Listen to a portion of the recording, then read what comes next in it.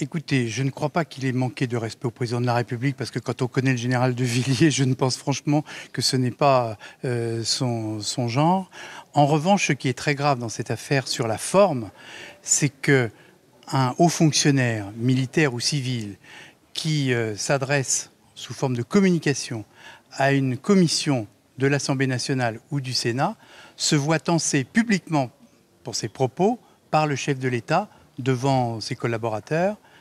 Et donc ça pose une véritable question sur le contrôle du Parlement. Un vrai problème institutionnel. Car imaginez maintenant que d'autres fonctionnaires vont venir devant nos commissions. Est-ce qu'ils vont vouloir nous parler le langage de la vérité dont nous avons absolument besoin?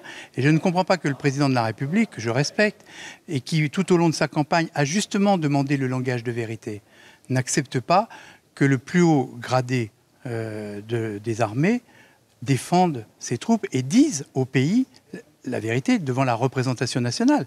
Et quand je dis au pays, ce n'est même pas sur les médias, ce n'est même pas dans une déclaration dans un journal.